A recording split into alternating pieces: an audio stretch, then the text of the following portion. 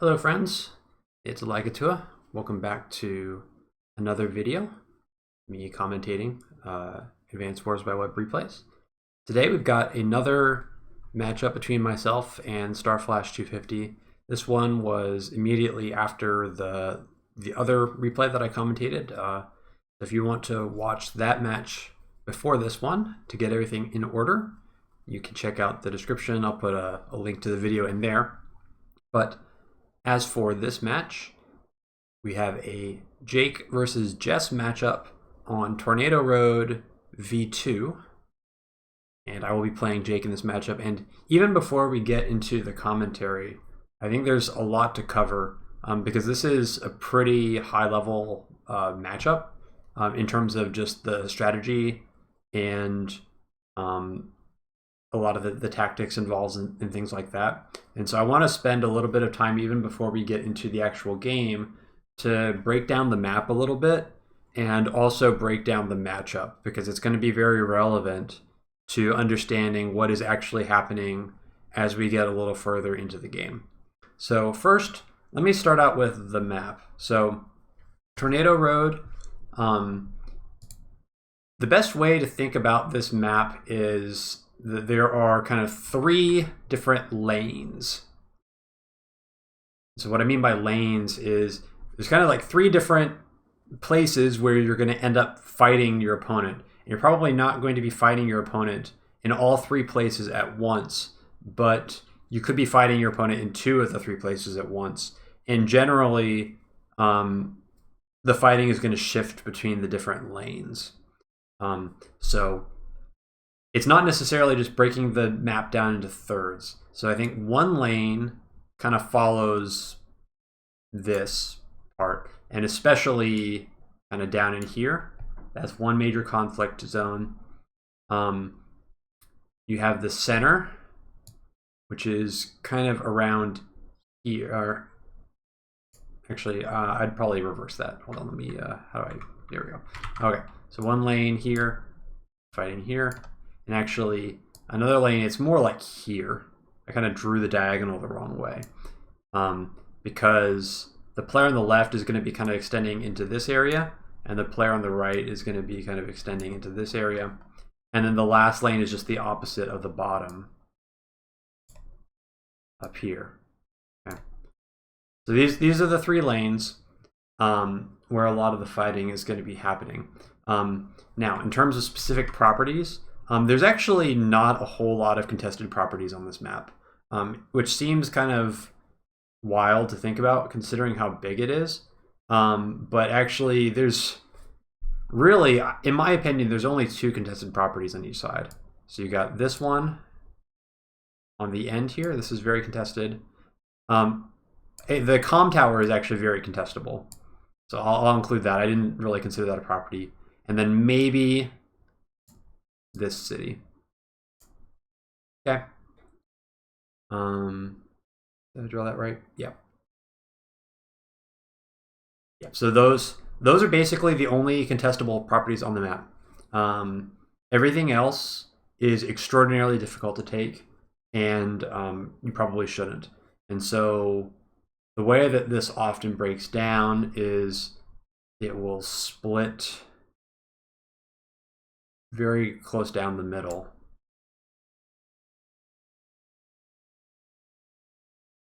Like this. So everything to the left here belongs to the player on the left, and everything to the right belongs to the player on the right. And the reason that it works out like this is because the factories are very far away from each other.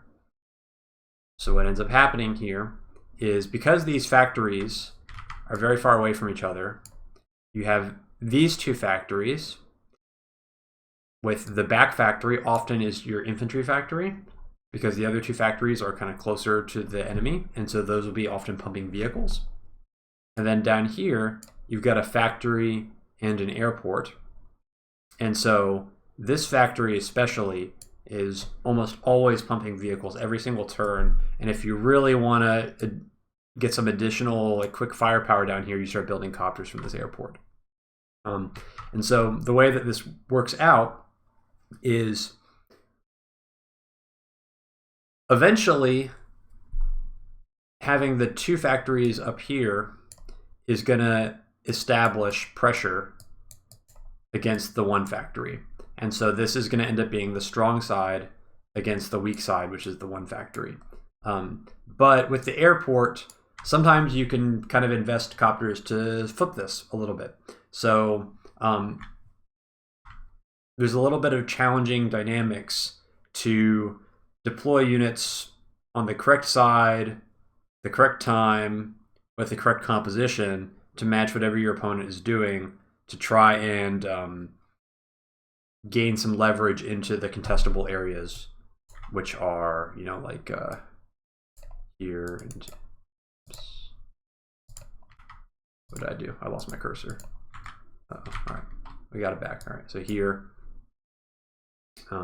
here, and here. Okay. So one other thing to note about this map, and this is going to tie into the actual Jess versus Jake matchup, because you only have one factory over on this side here, you're almost always producing vehicles from this factory. And what this means is that when you get into the mid game, you aren't producing infantry from this factory on this side. And so the implication of this is that once you start to get into the mid game, your infantry down in this area and up in this area are going to be super limited, and it's going to be very difficult to get more infantry up there if you lose the infantry you have. Because if you want to make more infantry, then you're going to have to make them from this factory. And if you're making infantry from this factory, then you're not building vehicles from that factory.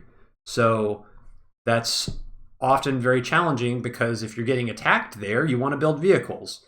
But if you want to get caps there, you have to build infantry.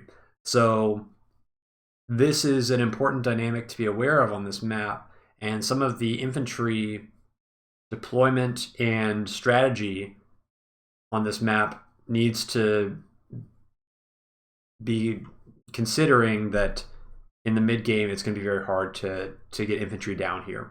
On the other side, these factories are the farthest away, and so those end up often being your infantry factories.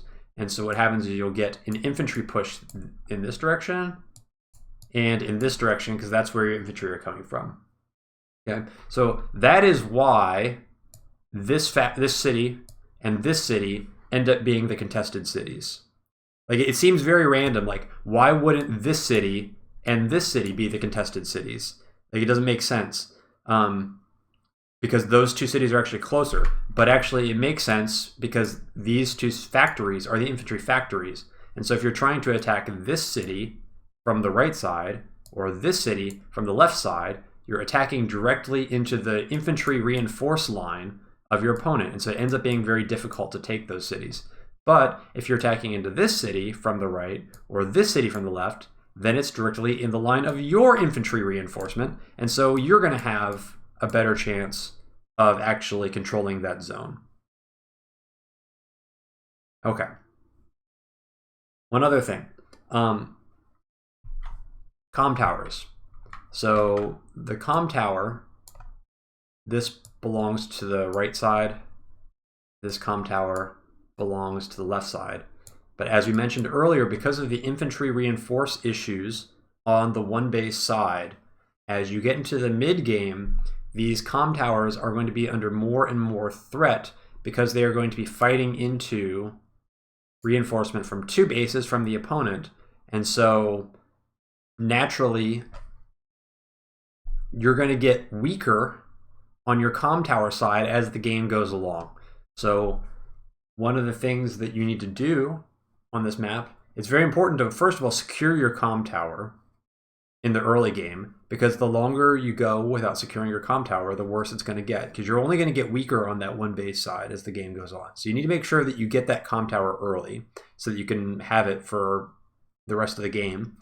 And then as the game goes on, you want to exert pressure on your opponent's comm tower, because you're going to get stronger on that side as the game goes on. And it's entirely possible for the comm towers to flip on both sides. But once you lose the comm tower on your one base side, then it's going to often be pretty hard to get back. Okay, so I feel like we've talked enough about the map. Let's talk about the matchup really briefly. I'm not actually going to go too deep into this because I've already spent like 10 minutes talking about the map by itself. But on this map, Jake and Jess, I think, are both viable. I think Jake is better. I know this is a little bit of like a counter meta idea because I think Jess is like the meta pick. Without going into too much detail, I think the meta is stupid and wrong. And actually people are just kind of going along with the meta because it's meta and not actually thinking through why a CO is good on a given map. Obviously, this needs to be kind of considered on a map-by-map basis, but on this map, there's so much grass. It is incredibly easy to do the majority of your engagements on grass. And additionally, there's a very usable airport as well, and so it's very easy to get copters on grass. And there's also a lot of infantry fighting on this map. So all of those things benefit Jake. And especially when you consider kind of the infantry reinforce issues that Jess runs into on this map on the one base side. I mean, it's not just Jess that runs into those issues, but when you have weak infantry, that's kind of aggravated. I think Jake is a really strong pick on this map, but you can still just play Jess. There's nothing wrong with Jess, I think, but you can kind of watch as this game goes along. The big benefit of Jess on a one tower map is that Jess will get plus 20 attacks on the vehicles, and especially on the tanks. That's very relevant because plus 20% attack tanks can clear a tank off of a city with 2 tank attacks. Okay, that's just kind of the magic number. Just like with plus 20% infantry attack, you can clear an infantry off of a city with 2 infantry attacks. So Jess can break city walls more easily than Jake can. Although if the city for Jake is surrounded by 2 grass tiles, then Jake's still going to get that 20% bonus with the tank. So depending on the terrain, that plus 20% for Jess may not actually be a huge deal. And as we go through this match, I just want you to observe like how often are there tank fights that are happening on cities, because that's really where Jess's advantage shines. Okay, enough blabbing about stuff that's not the game. Let's get into the actual game, and I will keep it on my vision only. I feel like that is a lot better to analyze what is actually happening. And we will try to not be super drawn out with this because we've already been talking for a while. So, oops. What is the next? No, that's not it. What did I do?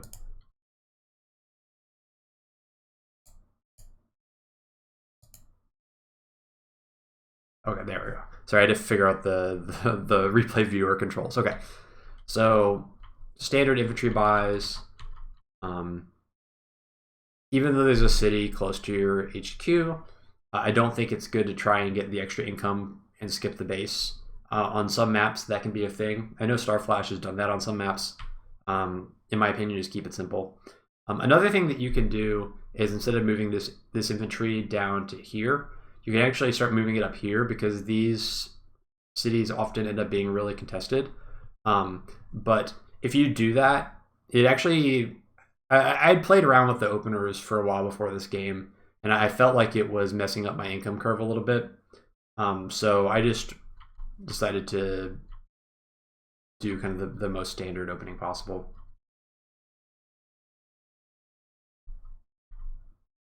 Okay, so I think your first kind of infantry from this base that you can kind of send either way should head towards in this direction.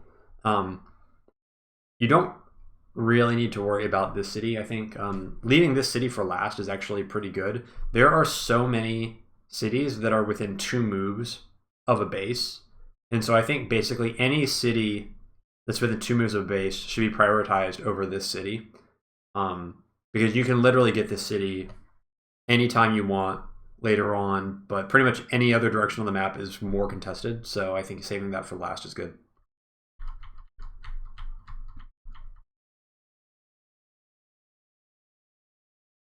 Okay, and I kind of screwed this up, actually. I meant to put this infantry here so that I could go to take this city, and I just misclicked, and this kind of screwed up my whole opener plan. I had like a totally different opener planned than this.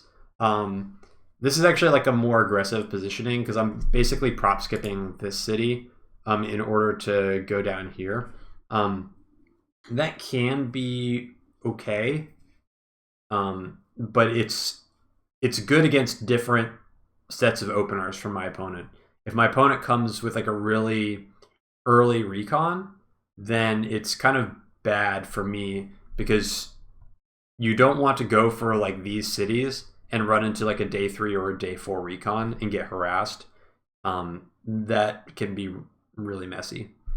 But at this point, we're kind of committed to being aggressive with our caps anyway, so I'm like, okay, well, we're doing this then. Another thing that I'm doing is I really like getting this city early on. There'll be a lot more talk about this in the next couple of turns, but this city, I feel like your opponent's probably going to contest either on the top side or the bottom side, and so being aggressive on both sides with your caps isn't necessarily bad, because in the worst case, like, your opponent's probably only going to be able to slow down one of them.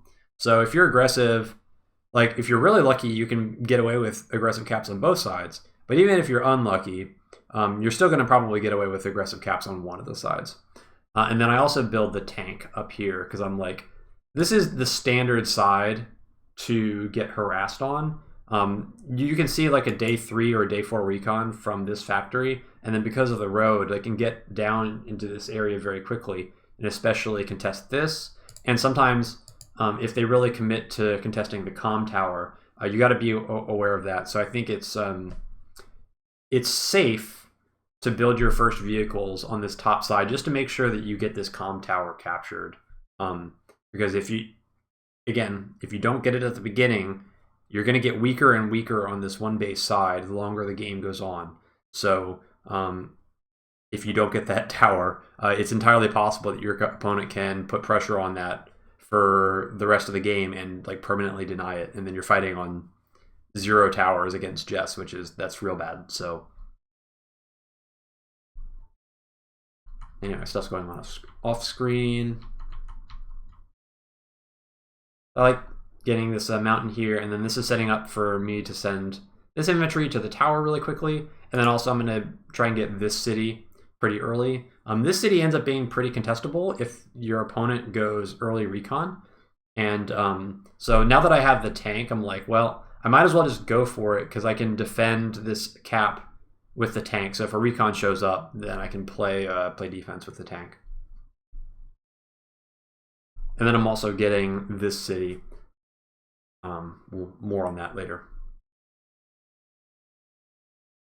And again, we are leaving this city until like as late as possible, because all of these cities here in this area chain into other properties. And so the sooner we start capping these, the sooner we're going to get into these cities.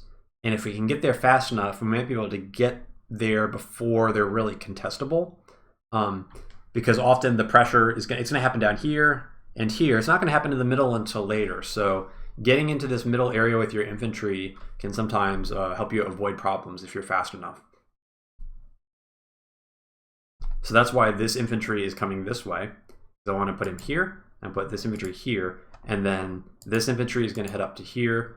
This infantry will head over to here, or to here, actually. Probably this, because this is 1, 2.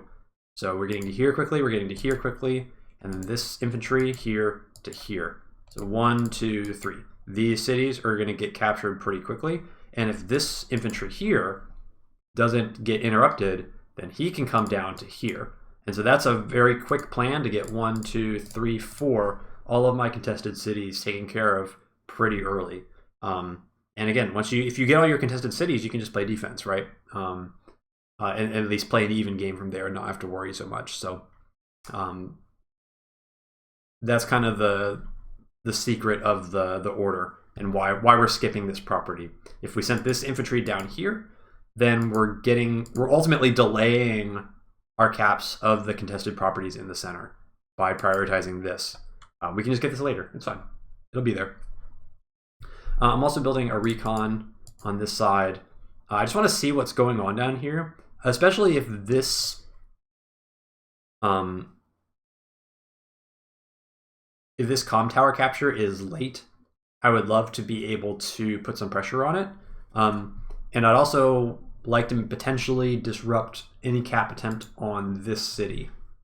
But I need to be able to see stuff to do that. So this is a day 5 recon. So this is very late for like an aggression recon. This is more of a scouting recon. If you're trying to get damage done with your recon, you're really wanting to build that on day 3 or day 4. Day 4 is like kind of the standard harass recon timing.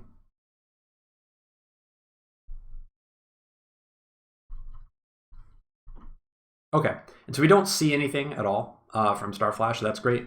So that means that this cap worked out great because I'm going to be able to secure that and then try to transition that into some other gains, like maybe getting this property if it's available.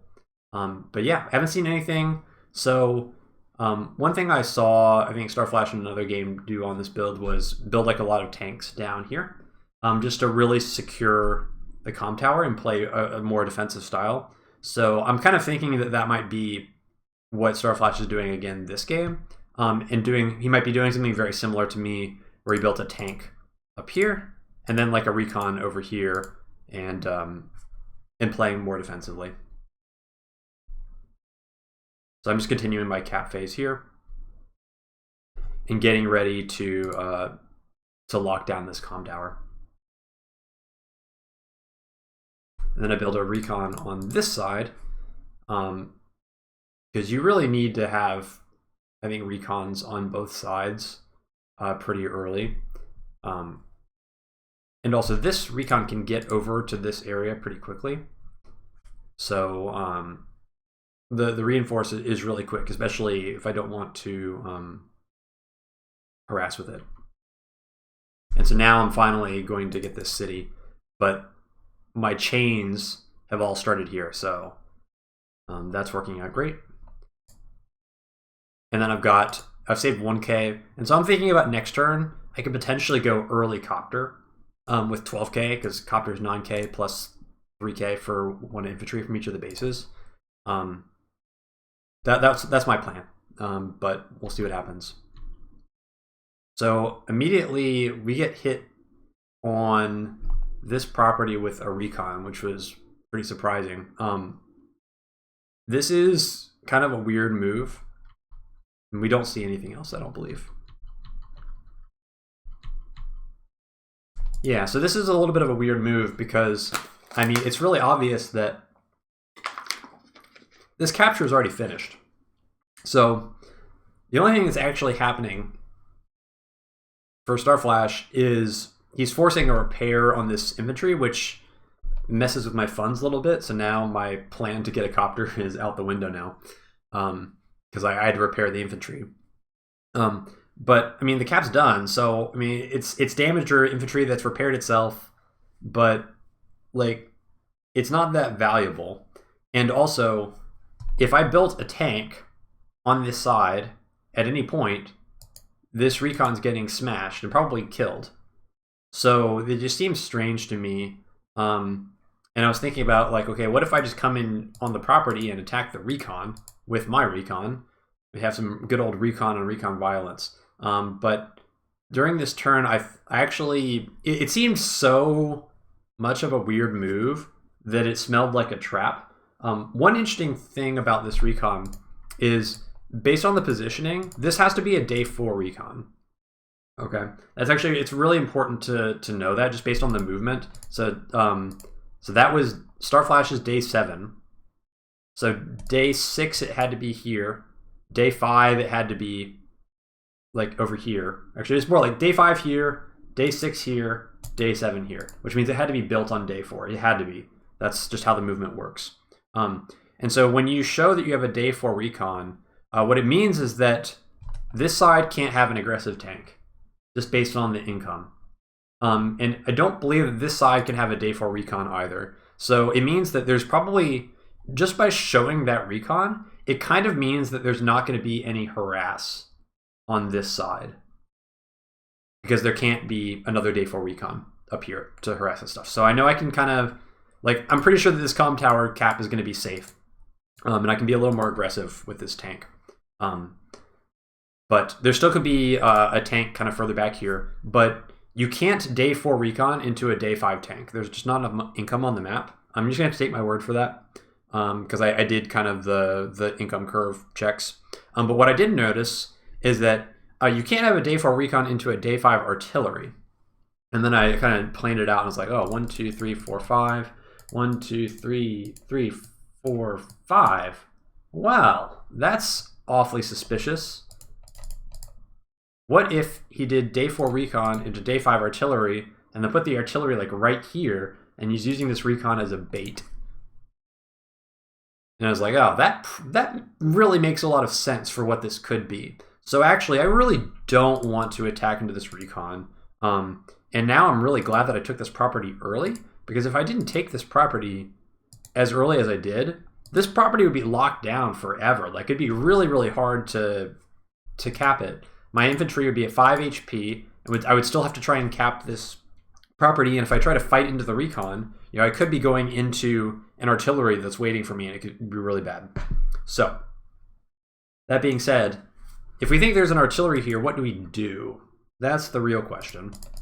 As I get it back to my turn. And so I'm thinking, well, I'd love to confirm that the artillery is there. And I've got a recon here. So what I'd like to do is I can still kind of send this infantry up towards this city, which is the original plan, because I've got this forest here. And if I put my recon here, then he can't block that city with his recon either. And if there is an artillery here, putting the recon in this city will see it. And then that will help me plan the rest of my turn. So I do some caps. Obviously, I'm taking this. This is all kind of like forced moves. I move this here, but really the plan is to send him back here.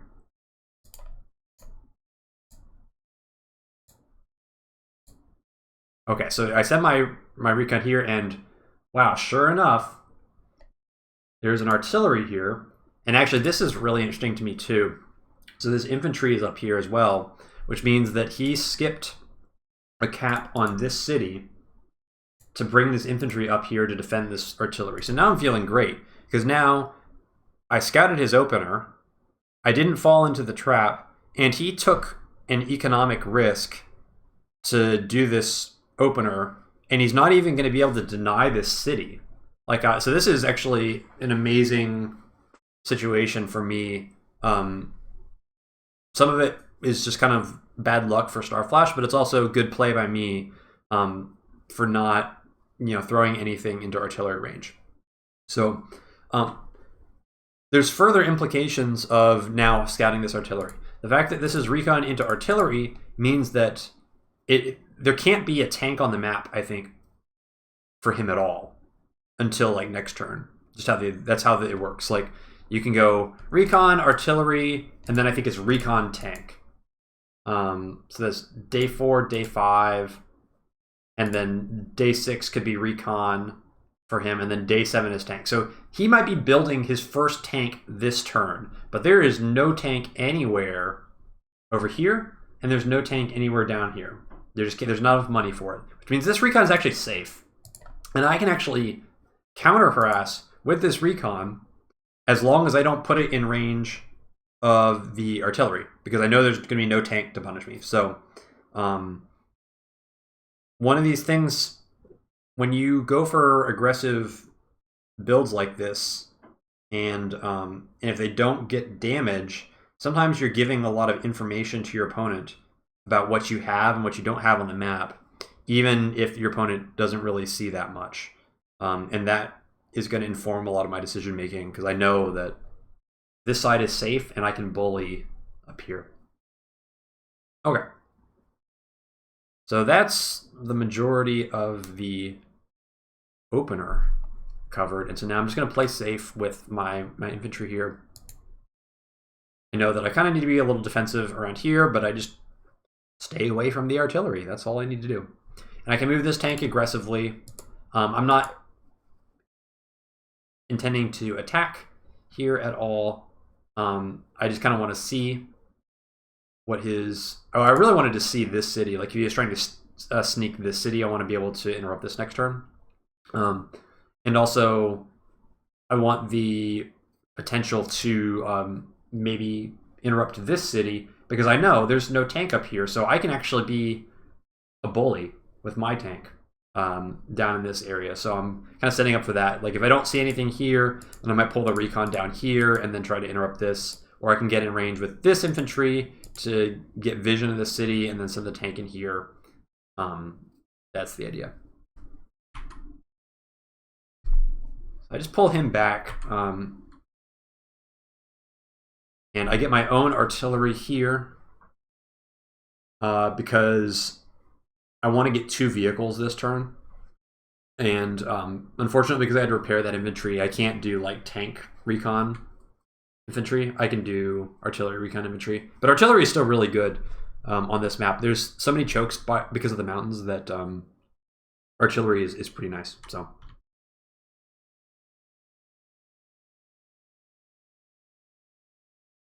And so now I'm pretty sure this infantry is just going down to the comm tower. I can't really contest the comm tower, but that's fine. My strategy is not really relying on contesting his comm tower. And now, as we see what happens with the rest of his units here. So first of all, I see this city getting taken, so I'm like, ooh, I can contest that. So I see all this stuff move back. So now I'm like, okay, what is happening on his side of the map? Well, probably there's no more units being built from here. Because we had a day 4 recon here, day 5 artillery here. So those are 2 vehicles out of this 1 base side, which means this side is really light on infantry. So Starflash probably really wants to make more infantry on this side, which means the vehicles are probably getting built up here this turn.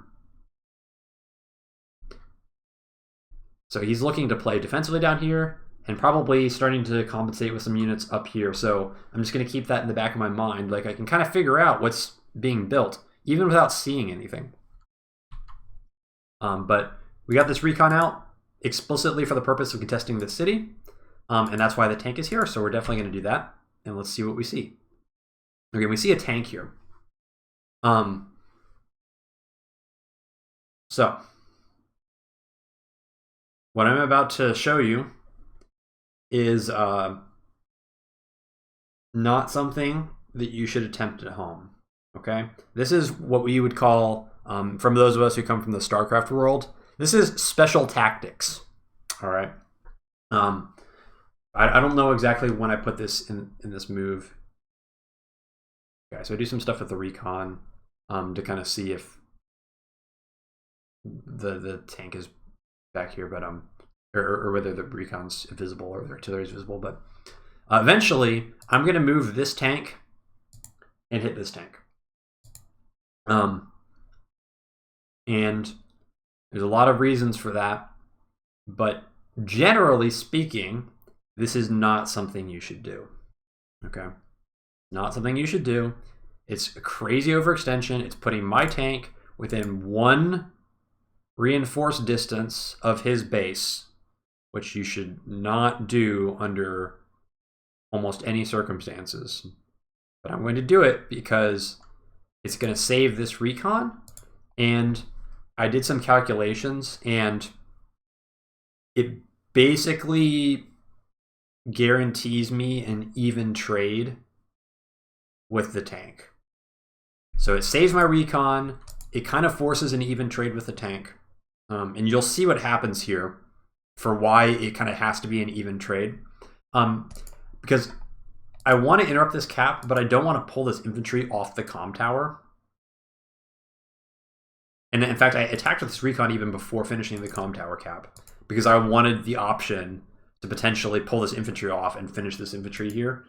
But now it's like, if I pull this infantry off, I'm risking delaying this comm tower cap for long enough that maybe I get blocked out.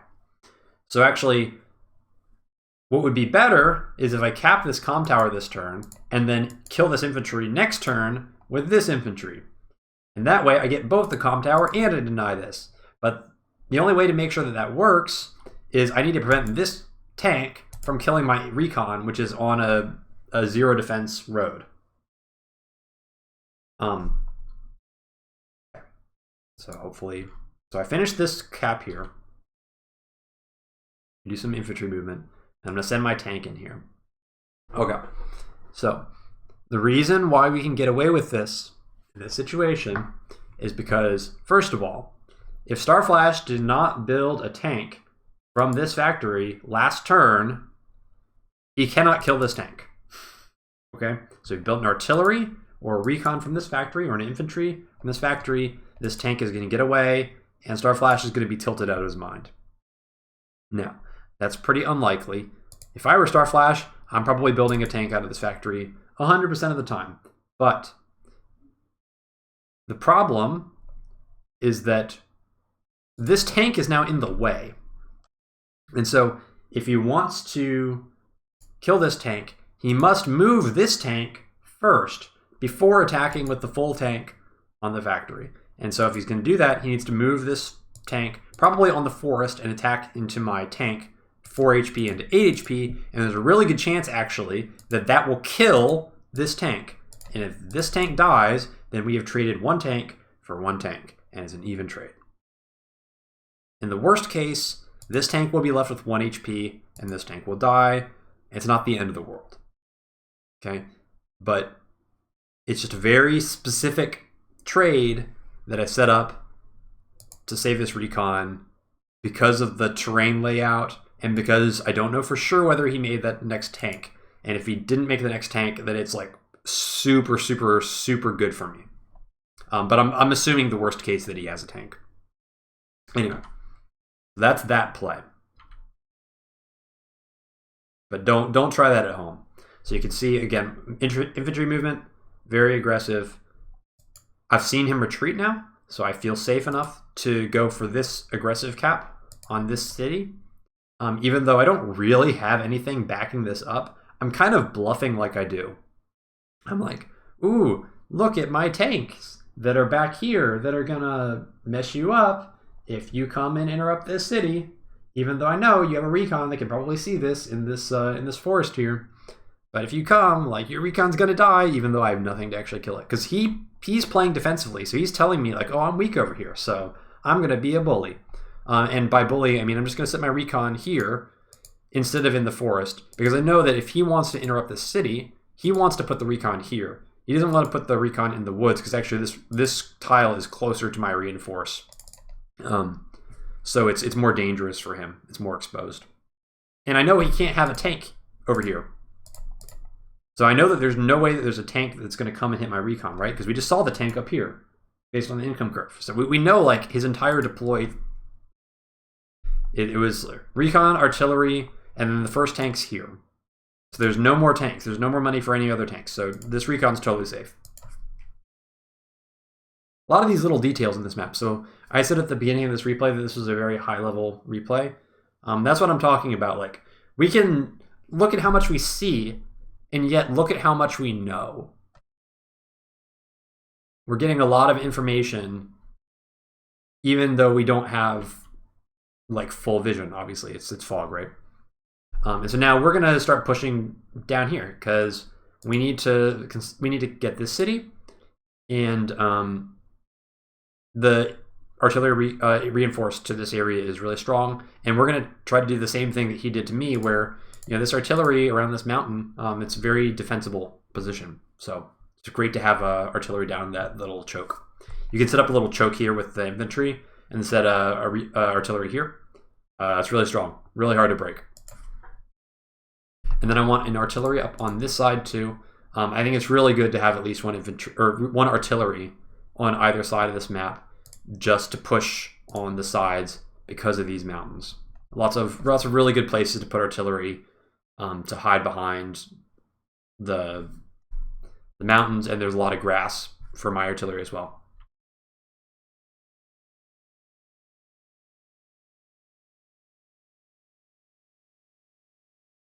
So we see so much with this positioning. So we see that this is getting capped now. And so now this is a free infantry, because we're going to have a 9 and a 10 infantry here. And both of these are grass. So this is basic. I don't know the exact math. It's not like 100% guaranteed, but I think it's like a 90% chance to two-shot this infantry because of the plains bonus. So this infantry is, it's free. It's the freest infantry.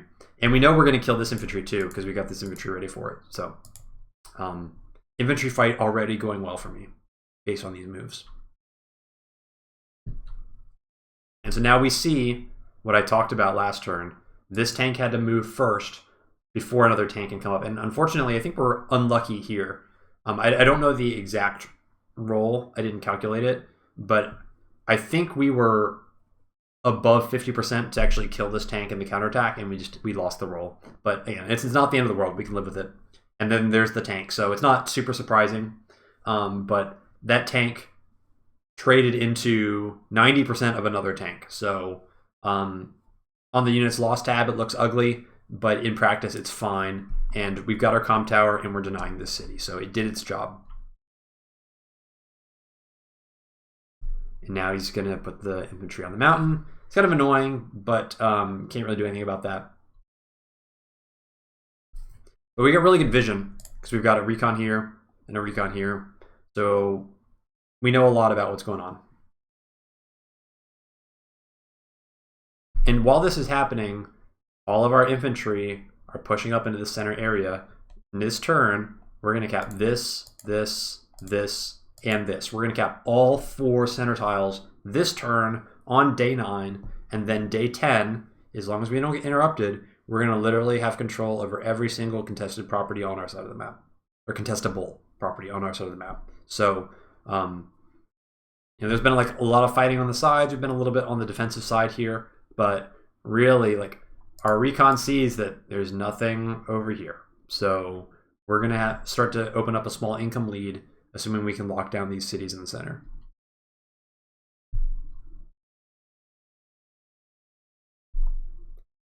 So I learned this from, I think, Neverlock.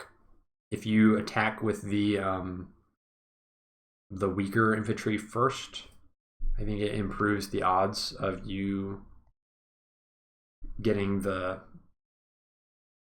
kill in a city when it's not like 100% guaranteed. I don't know.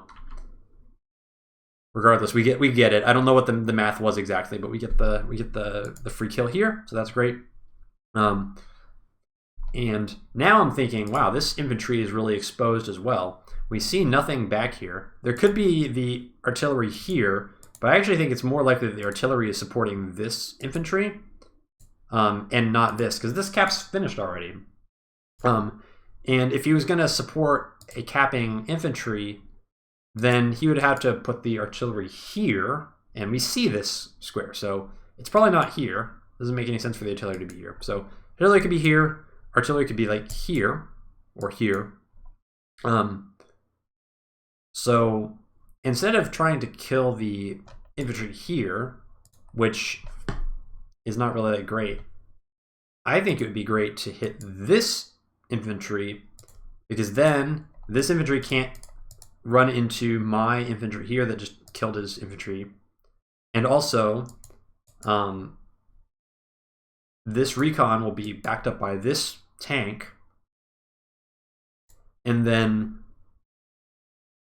even if this recon gets popped by an artillery here, we're going to have a tank in position to potentially push, or at least we can threaten to, right? We don't actually have one in position, but we can kind of pretend like we do, right? Anyway, so we finished the interrupt here. This infantry is going to die, but he did his job. He traded 1 infantry into 1 infantry. So again, like we were really kind of in a rough spot up here, but ultimately we traded 1 infantry for 1 infantry and 1 tank for almost 1 tank. So the trading up here is not horrible, and we denied the cap of this city. And again, we're winning in the middle. We got these 4 cities that are getting capped. So as long as we're not getting clobbered up here or down here, we're faster tempo in the middle, and we're going to build an income advantage from that, at least temporarily. So we go in here with the recon, and now we see the artillery. So that's even better. So now we know, like, hey, we're in great shape. We know where the artillery is. And also, next turn, assuming this recon stays alive, we're going to know where the artillery moves. We're going to see where he sends this. So again, artilleries are not quite as valuable when you already know where they are when the turn starts. And now this is going to set up me to be able to cap this city and potentially put some pressure on the comm tower, because there's no way he can attack into this now. This artillery is super, super safe, and he's starting to lose infantry on this 1 base side. Remember what I said at the beginning, you end up being really infantry starved on this side. So if you start losing infantry down here, it can become really problematic later on when you have to try and defend this comm tower, or defend kind of all these properties here if you don't have infantry to defend with, because then you have to send your vehicles in.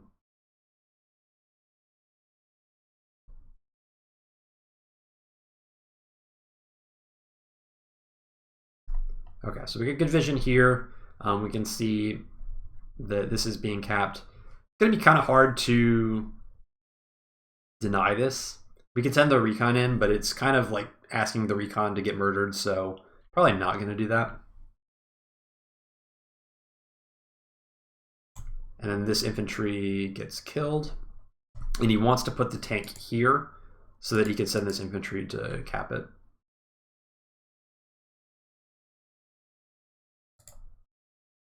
So that's actually interesting. So I see a recon move down here. So that's actually a nice little catch. So we know that there's a recon on this side as well that's kind of going down to the middle. And now that that recon's down here, that recon is not running into any of these infantry that are capping, so that's great. So those 4 infantry are going to get their caps off, and we're going to have our side of the map pretty much locked down.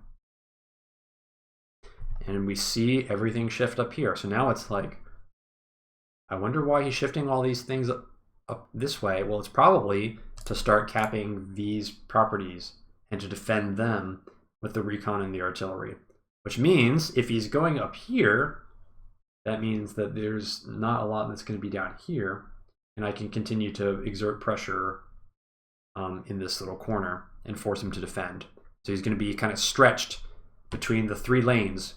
We talked about, you know, the lanes like this, right? I'm kind of exerting pressure in this lane, and he wants to shift into this lane to get these properties. And I'm kind of pulling him back down, saying, if you don't come fight me down here, I'm going to take your comm tower.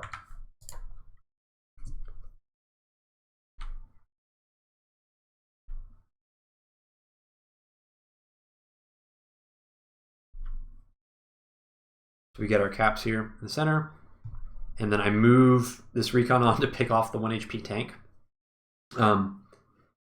It seems kind of like a waste of a recon, but I know that unless he has a second tank that he's willing to commit to this recon's going to survive. And I've got this recon that, or sorry, this artillery that's going to get into the trees here to back up this recon.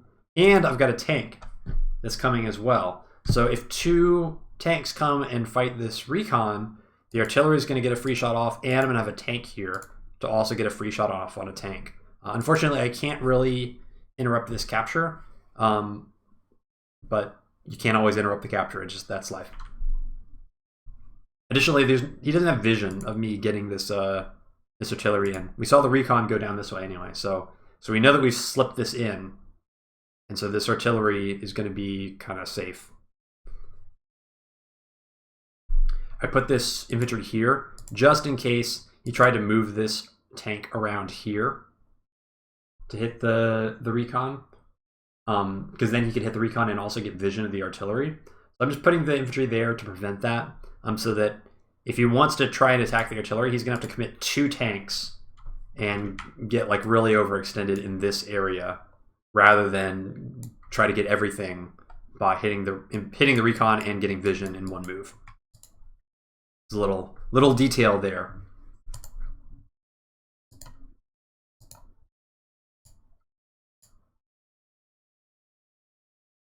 I'm just moving the recon up.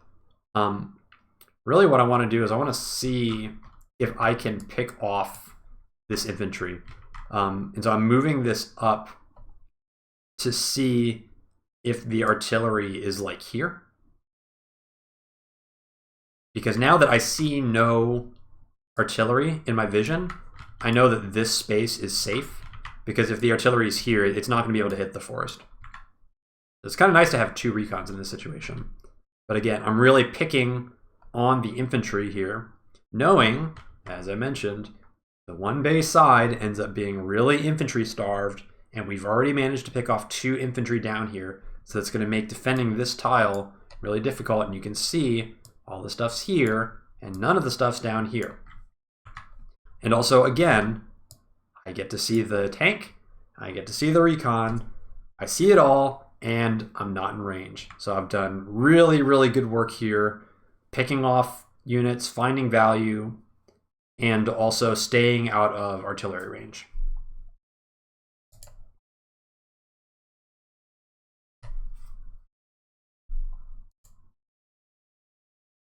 So you might think, why not send this infantry here to cap? And the answer is, we're not really in a position where we can hold this comm tower for 4 turns in a row. Like, that's just not going to happen. What's going to happen is if I put this infantry here to take the comm tower, this infantry is going to come down and probably smack it. Or like a recon will come in and smack it.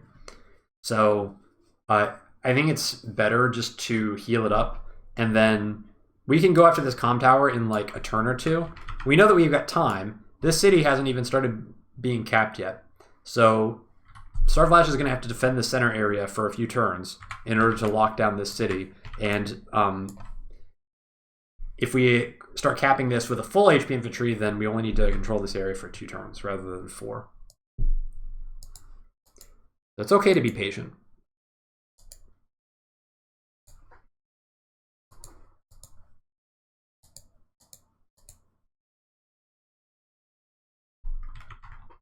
Now we see how passive he is being on this side. He's running away from my army. So I'm a little bit pretending like I want to do a big attack here. But actually I'm going to start to reinforce this side really heavily, because this is where it seems like he's reinforcing. And so I want to be ready to kind of take this all by surprise and maybe try to get an attack on this city. We'll see how that works, but at least that's the idea, because I'm starting to build a copter. So again, I'm pumping infantry on this side, which will be good later on as we put pressure on the comm tower, and then I'm building a lot of vehicles on this side to get ready to fight. And so then the tank comes in, it's this recon, and now this is beautiful.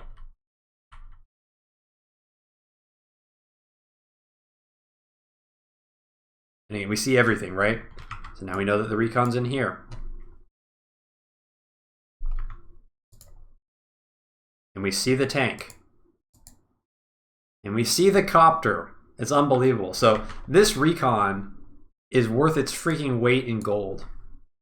Because now I've seen the copter, and I know that I need to counter it, but the copter hasn't gotten any value yet. So now I know that I shouldn't be charging into this army. I shouldn't be fighting here. I've got no anti-air, and that's fine. Like, you don't really want to invest in a lot of anti-air too early against Jess, because Jess's copters aren't like super threatening, at least when compared with Jake copters. So additionally, Jess copters don't get the movement bonus with the CO power. So yeah, so I know everything I need to know. And what I need to know is, well, don't attack here. And honestly, don't even attack the comm tower. We need to wait a little bit to get some anti-air in position. And we can just wait and force him to be scared. You get very little vision. And we can kind of pretend like we're being aggressive. Oh, and we also see the artillery move back here. So that's really important. Because that tells me, wow, he's really scared. The fact that this artillery moved back here means that he thinks that he is weak on this side. And he's actually not weak on this side. He's actually probably got a very similar amount of stuff to me. Like we know he's got a recon, a copter, a tank, and artillery. I've got 2 recons, a tank, or two tanks and an artillery, and this tank's far back, right? So it's actually pretty comparable, the power, but he thinks that he's really weak. So I'm thinking about maybe picking off the recon that's here, because this is 1, 2, 3, 4, 5, 6. So this copter can't block, or it can't make it all the way to this forest tile. So this recon's actually a little bit overexposed. So there's an opportunity to kind of pick that off, which could be fun.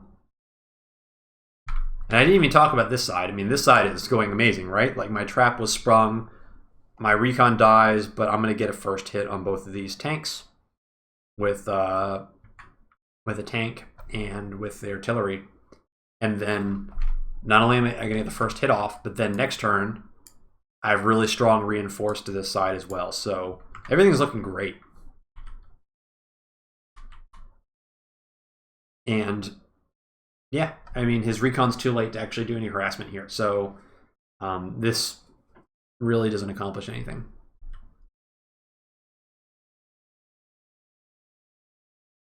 So I get good vision here from the mountain. I see that there's a tank here now. So now I'm like a little bit less inclined to make a serious attack here. I kind of want to trade like recon for recon if I can. To maybe see if I can defend, make him defend this cap, which he still hasn't started yet.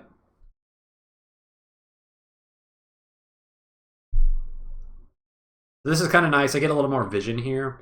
And then this tank stays out of range of the copter. And this infantry is probably going to die. And this recon's definitely going to die. But in the end, we trade recon for recon. And most importantly, like I've got a really good grasp on what units he's building. And we're trading kind of even. And really where I'm going to win is up here for now. Oh, so I do a capture of the comm tower. The reason I do the capture of the comm tower, look at all this infantry. It's too far away. It's too far away. I know there's no way I'm going to get this comm tower. There's no chance. He's got the copter, he's got the tank. I see it. Like, I know it's going to get interrupted. But he doesn't know what I have back here. I killed his recon. So he's got to send something into the dark abyss here. Like, what if I have an anti-air here? I don't, but I could. He has no idea what I got here. What is he going to send into the comm tower to interrupt it? Is he going to send the tank, or is he going to send the copter? It's creating a big dilemma for him because his infantry is too far back to contest this. And so this is the big weakness of Jess. Jess can't really contest city captures with infantry. She must have a vehicle to also stay with the infantry to interrupt stuff. And so that's one of the big weaknesses of Jess, and we're going to be taking advantage of this for the rest of the game. We know we're not going to get this comm tower, but we're going to exert pressure, and then when this infantry gets interrupted, we're going to pull it back, and he's going to heal on the city, and then we're going to try again in 3 more turns.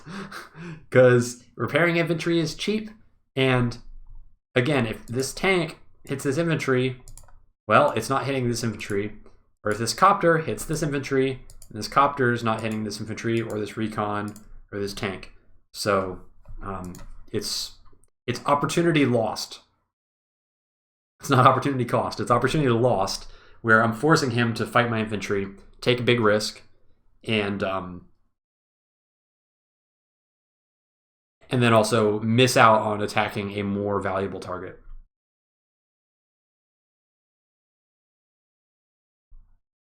And so yeah, we pull back because we're not going to support this infantry with anything.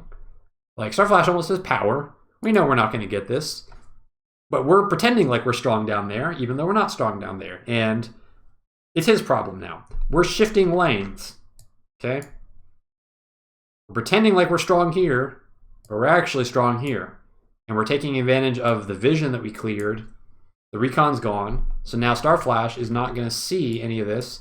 And maybe if Starflash sends, like, things onto... Well, I kind of realize that this is never going to work because this infantry is always going to come onto this mountain to hit this infantry. So this artillery will always get spotted, but at least this protects the tank. Because this tank could maybe come in and hit this tank instead of the recon. So they it kind of forces the trade to just be recon for recon. It's not a huge deal, but anyway, I'm trying to put some pressure onto this city. Maybe I can delay this cap for a long time, and then I'll have the infantry lead, or sorry, not the infantry lead, the income lead, because I know that I've got this city, or he doesn't have this city. I've got this city, and then he's got this city. Oops. And I've got this city, so I've got half map right now. So as long as he doesn't have all his cities, I'm gonna have an income lead.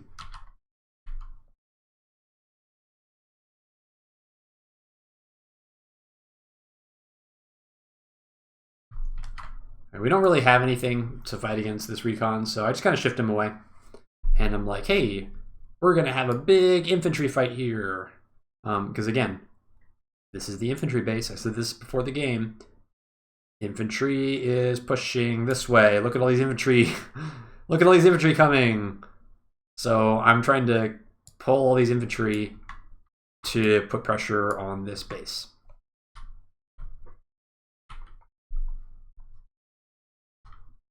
I could have attacked from the comm tower instead, but I was a little nervous that he might have an artillery either here or here. So I just played it safe and I attacked from here because I know that this infantry finished the capture, so there's not going to be an artillery there.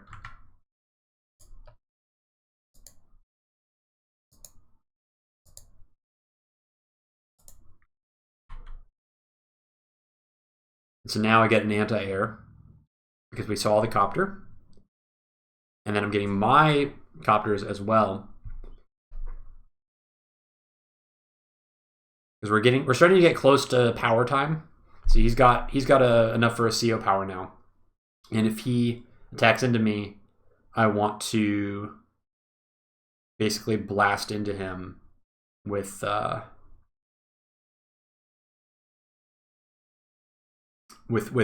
copters.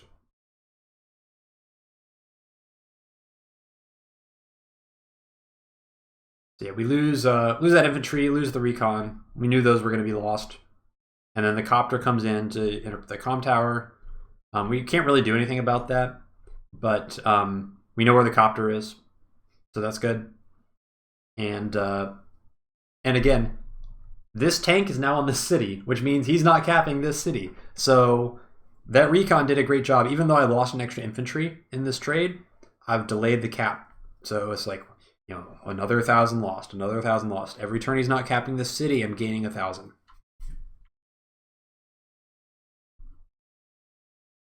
And he pulls back here. So now I know I'm strong in this area. And it seems like he's reinforcing this area really heavily.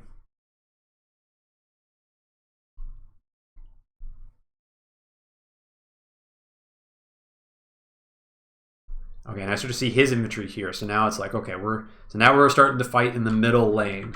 Everything's coming together, kind of in the center lane. But actually, I'm strong up here in the top lane, and then we're both kind of weak in the bottom lane, but he's a little stronger than me. So when it comes to like what I should be doing, I should be pulling back here because I'm weak here. I should be pushing out here because I'm strong here. And based on just kind of what I can see, I can't really go into this. So I just want to kind of exert some pressure on this city, but I can't really go in. And especially I can't go in while this copter is alive, and I have no anti-air to counter it. So like I can't charge into this army, even though I've got a lot of attacking units in the area. I just have no counterplay. And I could be attacking into a CO power. The charge is really relevant.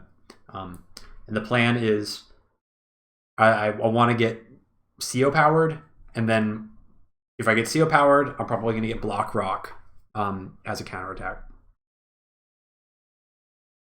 So now we're going on the top lane, and we're going to see what we can see.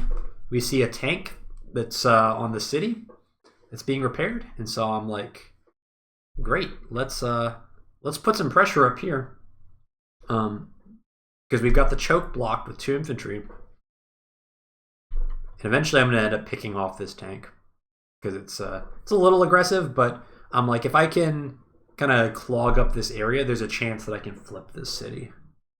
Not this turn, but probably the next turn.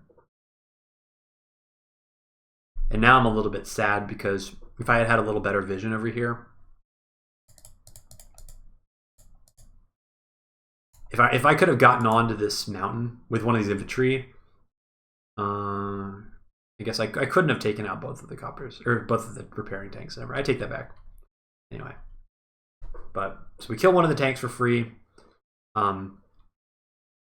And this positioning is a little bit weird, but I'm expecting to get CO powered this turn, potentially. If I get CO powered this turn, next turn, I'm going to have block rock. If I have block rock, my artillery gets an extra range. And so this artillery will be on grass with the extra range to cover this tank. So that's why this is further back by 1 square. I'm also a little bit hesitant to put him here to cover this because it's very easy for there to be an anti-air to come and kill this infantry, and then kind of bust me down the center with his CO power. So I need to be wary of that. And I think that maybe CO powered tanks can also one-shot the infantry. I'm not sure if it can one-shot it on planes, but regardless, I need to be a little bit careful with my artillery. So I'm not as aggressive as I could be. But that's why. So this artillery is, in practice, probably going to cover this tank.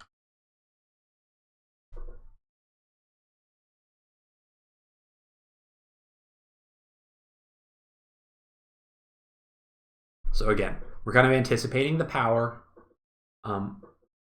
We're keeping stuff in range to contest the city, but we're not actually going in.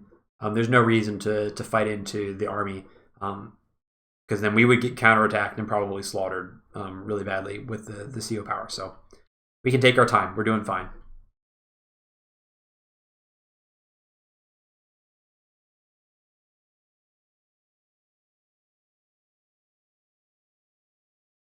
And I build double artillery.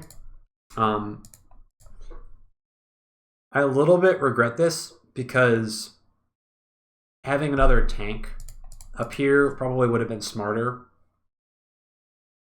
because with block rock, like, that tank is likely to get instant value, while the artillery needs to get in position first. So I feel like that was a mistake, but at the same time, I had enough funds to get 2 artillery, and if I build the tank, then it has to be like tank recon. And I really wanted to get another artillery so that I can, like, in a few turns, start to push this con tower again. So I don't know. But anyway, looks like we are not going to get CO powered this turn. We see the copter move up here, so that's good to know. Our vision has been amazing this game. Like, we've really been on top of it. And now we're going to get another infantry killed over here. We see the recon come in. I mean, we see so much.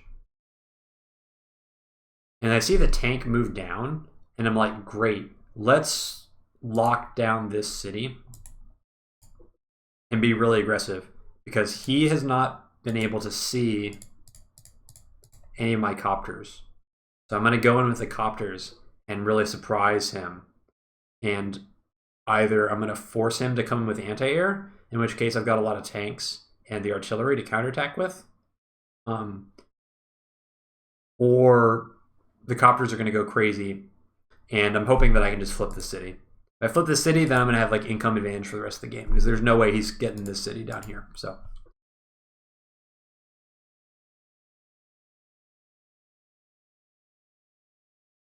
this is kind of annoying again. It's this tank in this stupid position. I was originally going to try and put the send the tanks into this recon, but now that the tank's there, I'm like, send the tank into the tank. Like, it's kind of the same idea as last time, where it's not terrible. You get some decent value. The downside of this, though, is that last time there was a movement dilemma where he couldn't get into the forest because it's 7 moves. But now if he's CO powers, he actually can get into the forest. So this is not quite as good. But again, here I'm just hoping that like I'm throwing enough stuff in the way that he's not going to be able to get to this city. And so even if I like take a slightly bad trade here, this tank has already gotten decent value on his tank. And if I ultimately get the city at the end of the day, it's going to be worth kind of putting my tank in an awkward position.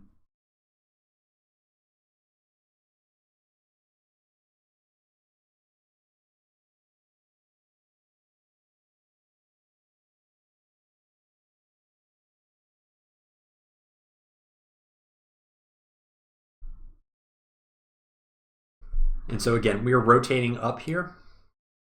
A lot of this is because we saw the copter come here. So the copter's over here. The copter is not useful unless the copter is close enough to hit your units. I'm expecting that this turn there's going to be a big fight because we're a little bit overextended over here. We're kind of in an aggressive position. So it's really likely that the fight's going to happen up here. So when I got block rock, I want these tanks to be up close enough that with 8 movement, they can support the fight up here. So you can see, look at all the stuff that's down here. It's anti-air and nothing. Got nothing down here at all. Everything is shifting up here in advance, anticipating that the fight's going to happen up there.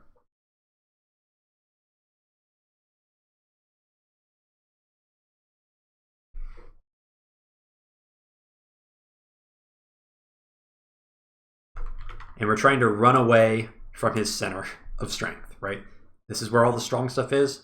So we're just kind of going away from that. So there's no way that the artillery is going to do anything to us, right? Because we're running away from the artillery.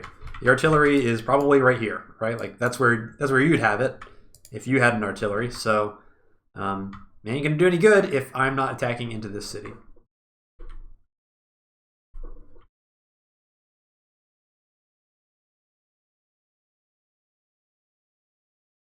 Okay, and here's the power.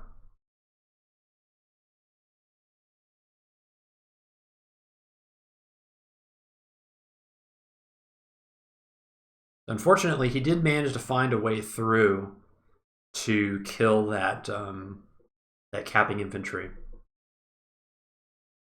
And this is a little bit worse than I expected. Honestly, he had more tanks and recons up north than I expected. I expected maybe 1 or 2 fewer units up there. So credit to him, he kind of pulled off a pretty good ambush up there. But you'll notice there's something that he's missing.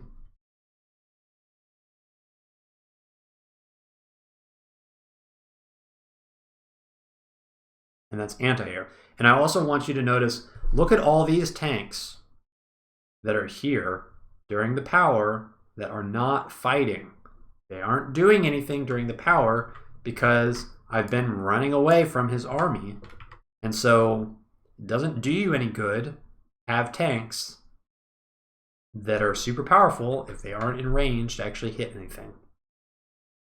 And again, in the copter up here, he built the copter. The copter is attacked like 1 infantry, and that's it the whole time. The rest of the time, he's just been chasing my army, but he can't catch up because it's Jake. And he's Jess.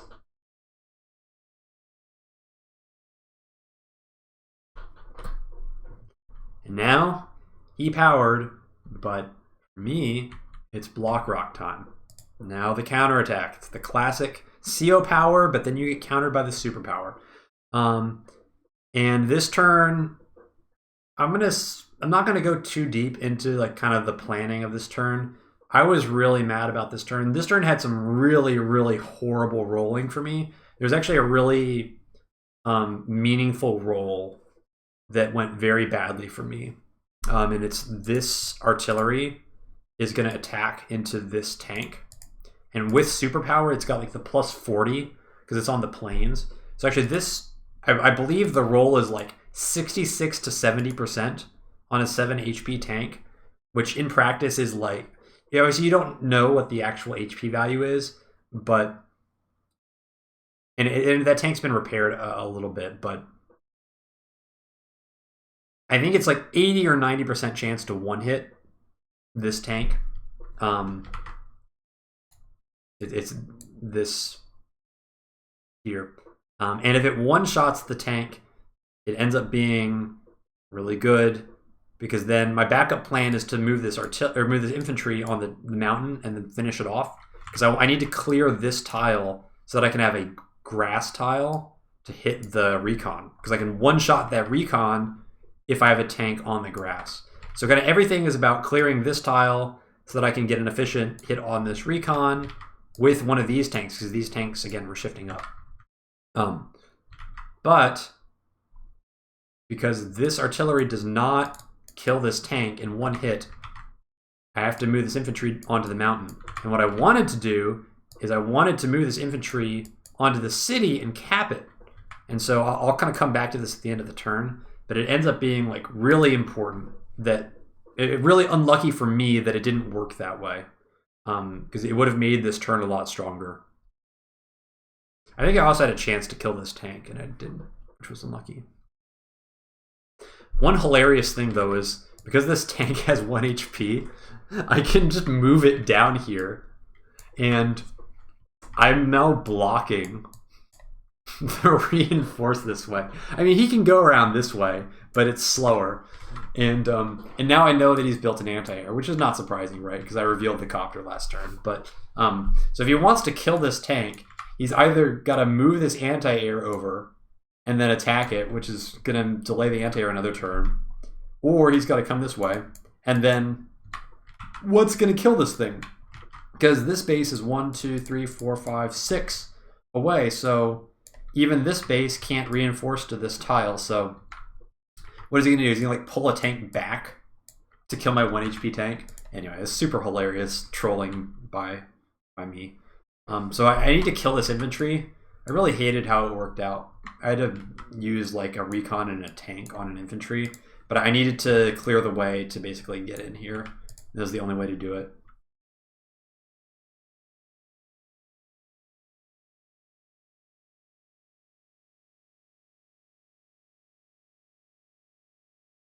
And so again, we're putting the infantry on the comm tower now.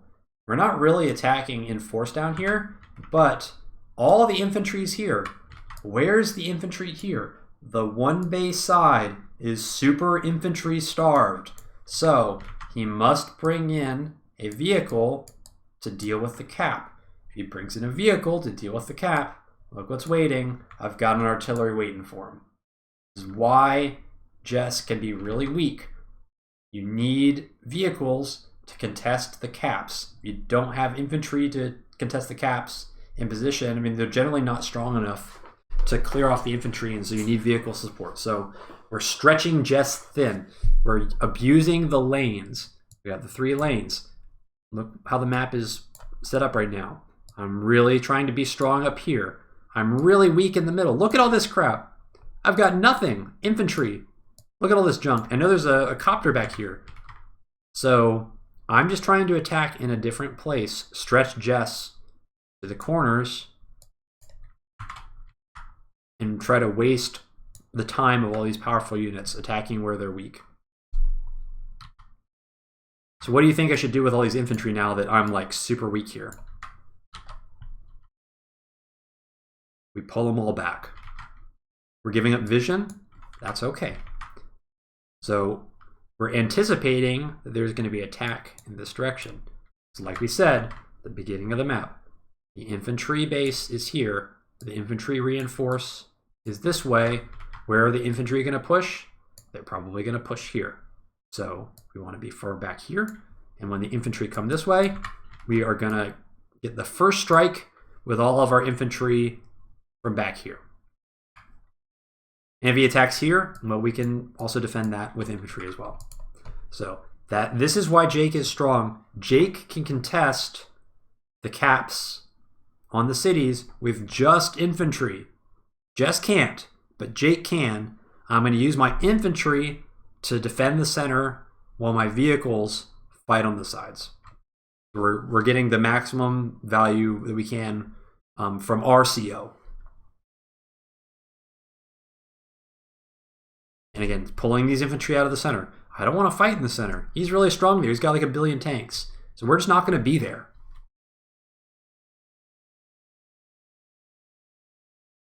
Okay, and one last thing before we get to the next turn. So the reason that this infantry is so important, imagine what this turn would look like if that infantry was there, capping that. Because then he's got to send something to interrupt that. And then look at all these artillery that are back here. Right now, he can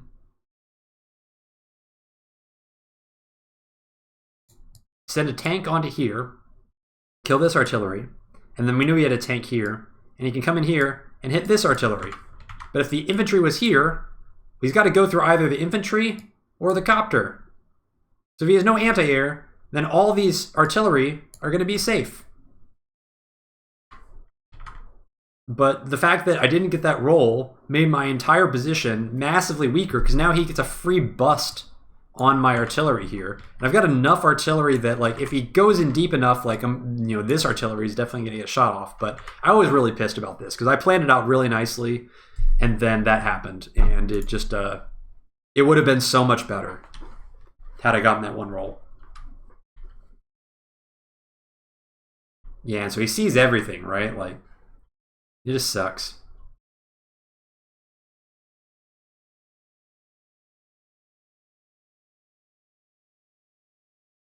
Okay, so he did have one infantry available to take out this infantry, but this is still kind of good for me, right? Because now the recon's in range of the artillery, and like I can kill all this with what I've got. I mean, I don't have a lot of stuff down here, but it's good enough.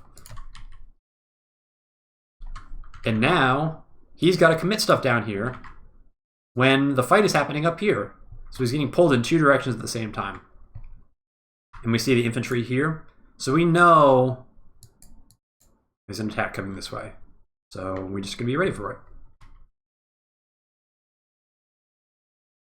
It's so funny that this copter finally gets the first attack, and we managed to drag it from all the way from down here all the way to this side of the map. So we're really kind of stretching and abusing the movement of the copters. Because, yeah, the tanks can move fast, but the copters can't keep up. Okay. So, good news, bad news, right? So, I mean, the good news is there were no anti-air. And it's not surprising why we got crushed in the tank fight. It's because he built only tanks and didn't build any anti-air at all. So, all of our copters are still alive. We know that the anti-air went down this way because of our 1 HP tank that is trolling hilariously. So we know we need to get our copters back, right? We don't want to keep extending our copters into his army. Maybe we can trade into this copter just to kind of trade copter for copter and force the anti-air to kill, this one. But the good news is that these tanks are like, all this stuff is overextended, and we can get this stuff with our copters and also keep our copters alive. But anyway, so we're gonna put more pressure on this comm tower because we made him spend his his units here to kill my infantry. And so now we've got more stuff, and we're just going to apply more pressure here.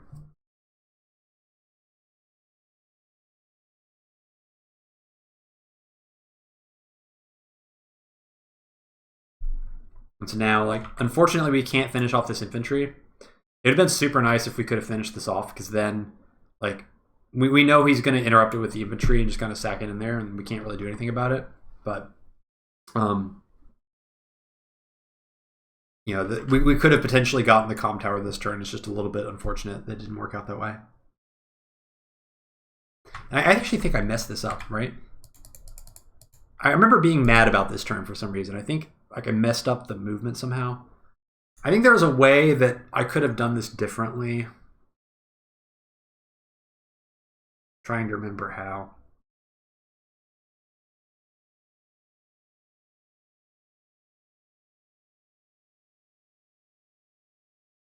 Maybe not.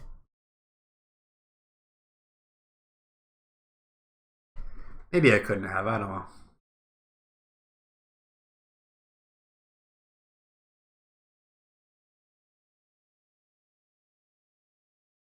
All right, forget it. I don't see it. Whatever I was mad about a while ago, I don't see it anymore. So how it goes.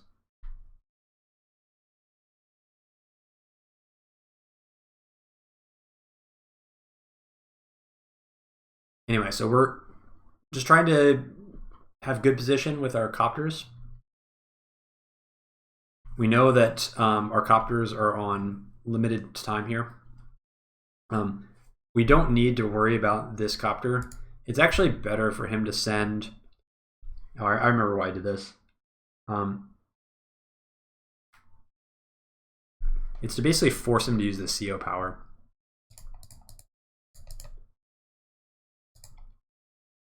Yeah, so if he wants to kill this copter with their anti-air, he's got to spend a CO power to get in range. And all my other stuff is pretty far back, so if he CO powers, there's not a lot of other stuff to fight. So we kind of want that.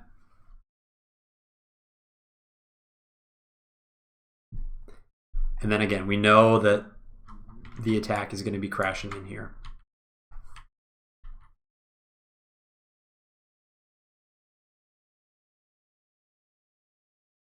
Okay, so copter comes in, kills a low HP tank. It's mostly for vision, and obviously that tank is, or that the copter is super dead next turn. Because I have 4 copters, so really I'm abusing the gamble that Starflash made to go really strong on tanks and not invest in anti-air, and now I'm really punishing that earlier decision. He finally has to pick off the 1 HP tank. I moved it here so that I'm expecting a power this turn, so I just made sure that he couldn't clear it from a tank from this city. 1, 2, 3, 4, 5, 6, 7, 8. Yeah, I thought there was a chance he could super actually. If he supers, he can get to this tile. So I moved it here just to make sure that he would have to pull something back to clear it, which he did. So mission accomplished. But it's not going to be a super. It's just going to be a turbocharge, just to kill that copter.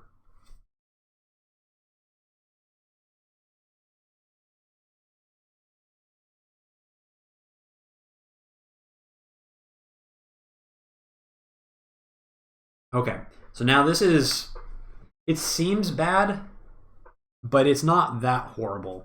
So we correctly anticipated the attack here. We've got a lot of infantry in position to take care of this. And we have a big copter advantage up here. And this anti-air is not safe. So we're just going to try and win the air fight. Now, it's likely that he's built up a bunch of anti-air, so we got to be a little bit careful here.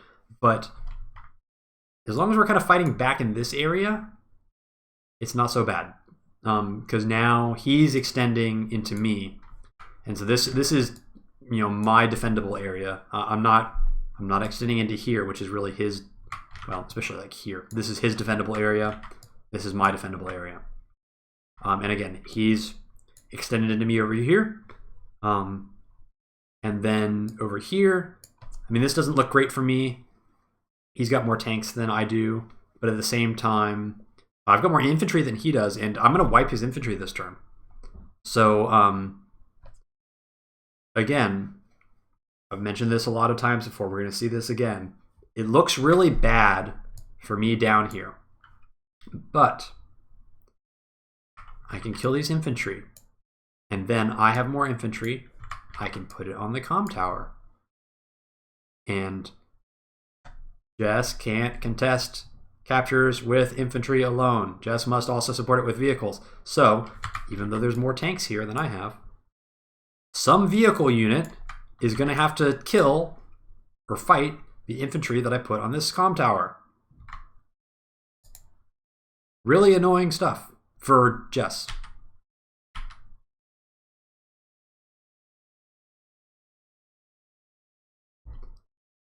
So I knew that the artillery would be here, but I want to do a big infantry fight here. This is another general principle of Jake versus Jess. Once Jess runs low on infantry, it's very difficult for Jess to replenish them because Jess really wants to make 3 vehicles from the factories, from the bases every single turn. And so if you're building 3 vehicles from your bases every single turn, then you're not building infantry. So once the initial kind of mid-game supply of infantry runs out, Jess is forced into an awkward strategic position where Jess wants to make vehicles, but Jess needs to make infantry. Otherwise, Jess can't actually cap anything. So yeah, we're just going to go into this with the infantry, and we're getting first hits on all of these because we were prepared for this attack. And now, yeah, this is kind of a nice turn for us. We're killing a ton of units. And again,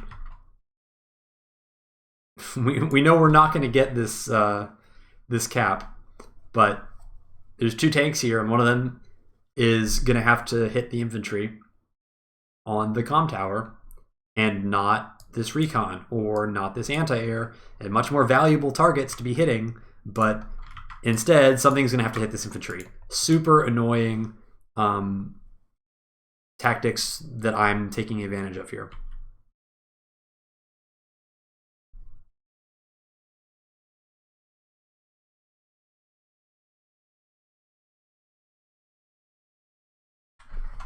So yeah, I see the second anti-air. Not super surprised by that. And I've already kind of stopped making copters here the past few turns because I know like we had a big advantage in the air, but that's going to get countered. There was a time limit on that advantage, but we're getting good trades here, regardless.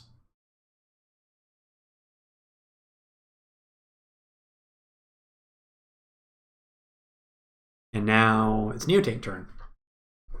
And we're building the Neotank up here because this is where there's a big fight happening. So there's a good chance of this Neotank getting value. And look at my power. I'm very close to Block Rock. So this Block Rock is going to help this Neotank get into the fight really, really quickly. And so one of the big risks of building a Neotank is that's your only vehicle for that turn. So if you're in a very tempo-based game where there's a lot of brawling, there's a lot of fighting, and all of a sudden you have this turn where you're only building 1 vehicle, losing that tempo could be enough to actually cost you the fight before the Neotank actually gets there. So the timing and kind of the power work together to make sure that I can try to get an ambush off with this Neotank really quickly and then not have a big letdown on the other lanes in the middle and down here where the Neotank's not going to be. Okay.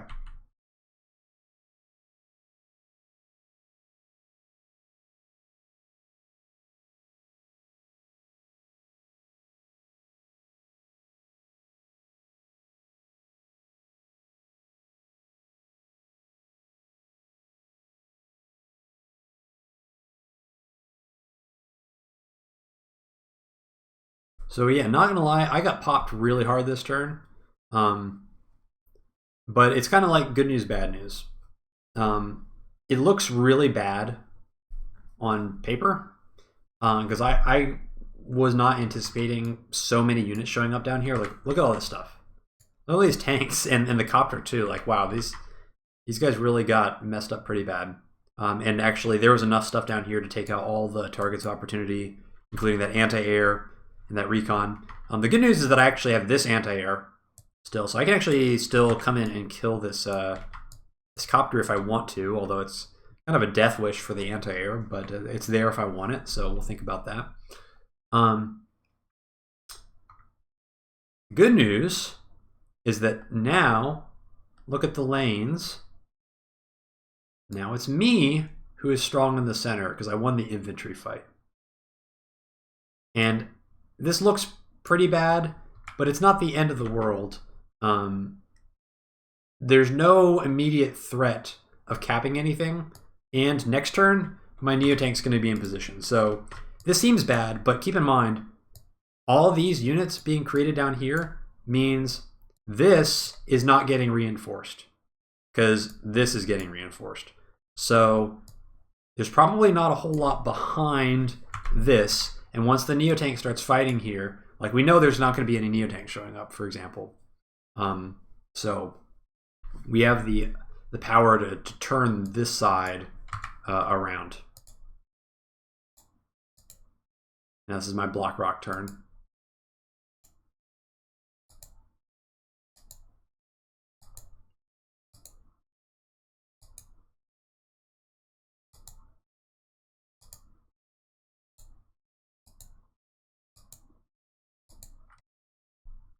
Did you know that with block rock, 2 infantry on planes can clear a CO-powered infantry on a mountain? I think it's a guarantee. Pretty wild. Jake infantry, don't sleep on them. So yeah, so now like we've totally cleared out this center attack. Like the center is ours right now. Look at all this infantry that we've got up here. Now the sides not looking so good for us. Although we did manage to kind of clear everything out here that was deep in our territory. And now actually we've cleared it out so much that I think there's like the anti-air up here. But again, we're positioning everything to be far away from the anti-air. And so now the copters are here. They're far away from the anti-air. And also the copters are now going to be covered by the Neotank. And so I would love for him to kind of come into this area aggressively, thinking that he's strong, and then he's going to get bought by the Neotank, and the Neotank's going to get some value. Down here, I do decide to send the anti-air in. It's for in terms of like unit value, it's okay. It's just nice that it can sit on the comm tower, because that means that 2 tanks are going to have to run into this thing, which is just annoying. And oh yeah, I didn't. So trade number 2 of me getting really, really unlucky. So I send, I kind of screwed this up. This infantry was meant to go into this tank, but I messed that up. But anyway, 9 HP infantry, 9 HP recon, going into the 2 HP tank. And I can't clear it. It's really annoying because I need this tank to go away so that this tank can get here to hit this tank from the planes.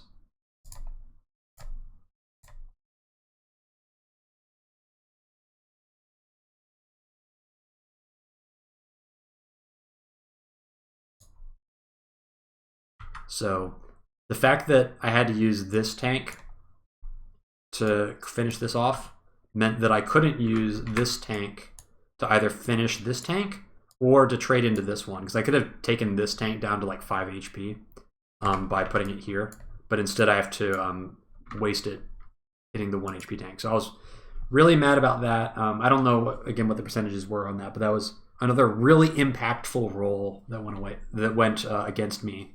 That ends up being like half a unit swing against me. I was really mad.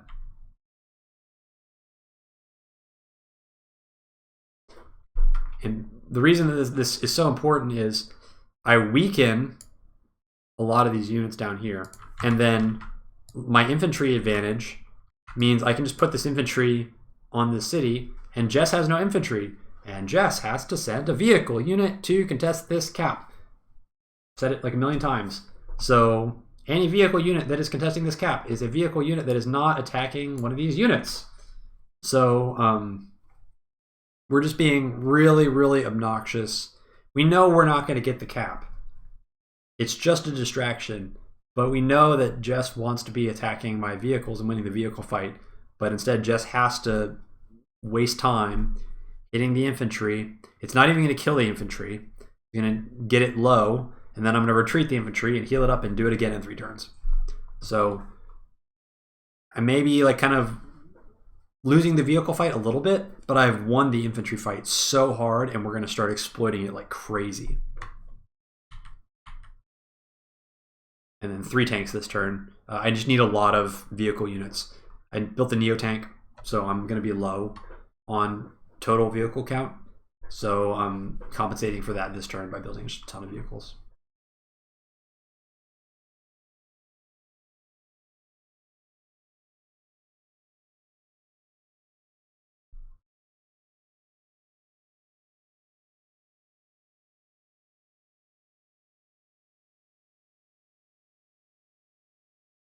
All right, so I was really, really happy with that turn. Not fighting there is great. And additionally, this Neo tank has a target. We've got a yummy tank for the Neo tank. So now it's my turn to start winning the vehicle fight, getting some value of this Neo tank. And you can tell how under pressure he is, because he had to send like this low HP tank in to interrupt this cap here. He couldn't even clear it off. He could just like do 1 damage to the infantry. So we know he's stretched really, really thin because he doesn't have enough infantry. And for the like 10 billionth time, the 1 base side is really starved for infantry. And this is what we were seeing. I've got a big infantry lead down here. 1, 2, 3, 4 infantry. The 5th one coming. And I think Jess has like 0. Okay, so that's a really big deal.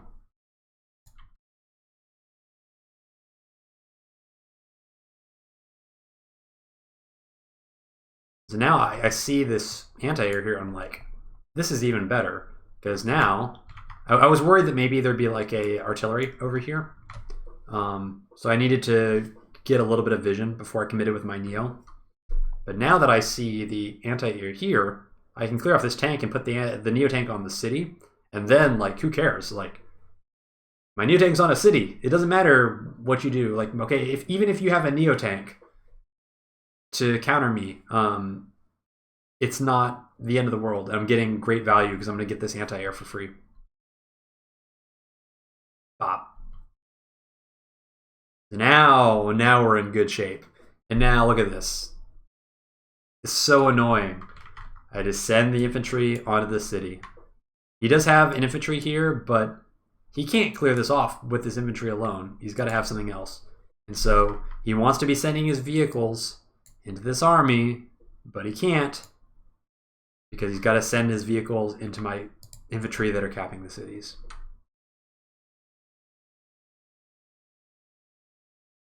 And now I do it here too and here. So now look at this. Finally, winning the infantry battle in the mid game is starting to pay off, and it's causing tons of problems. Because now I can just stick all these infantry on all these cities, and he's super overloaded. And now he's got to deal with a Neo tank as well.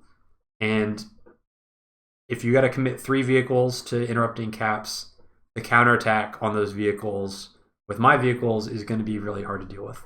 So it's this is really just how you bleed a Jess.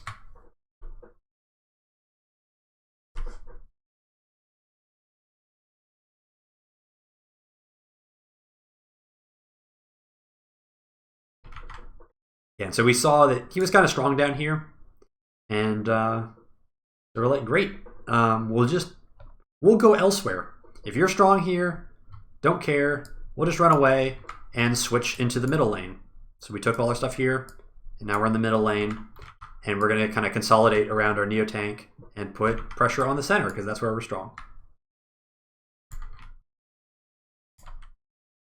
And so that's why we move those infantry back. We want to keep those infantry alive because later on we want to push them forward again and threaten the comb tower. But right now we're weak, so we just pull them back for now and we wait.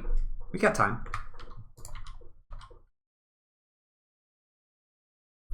Building another anti-air because later on when we push this comm tower, we've seen Jess build a lot of copters. So we just want to be prepared for that. No surprise that this infantry dies, but it did its job, right? It absorbed 2 attacks from vehicles.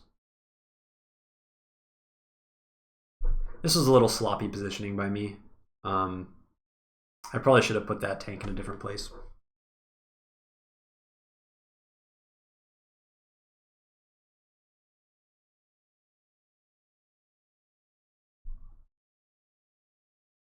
Hilariously, this copter is out of ammo. You can't see it. It's kind of off screen, but this copter, that's the reason why this tank didn't take any damage. This copter literally has shot all of its missiles. It has no missiles left. So it's countering with the infantry gun. Okay, so the pressure pays off, right? He didn't have enough vehicles to get this city. So now we flipped a city, and now we've got the income lead. And additionally, because of all the caps that we were doing, we forced vehicles to come near our Neo tank. And so now the Neo tank is just going to feast. The Neo tank can chill there forever on that city. It doesn't matter.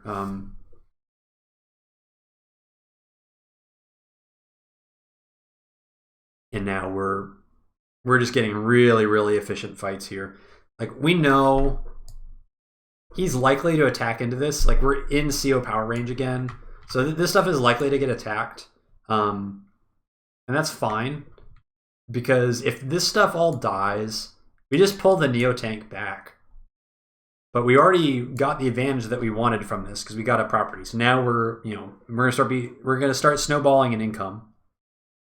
So and we have a lot of infantry down here. So like in a few turns, we're going to do the same thing we did last turn, where we push in with the infantry and we force them to spread out.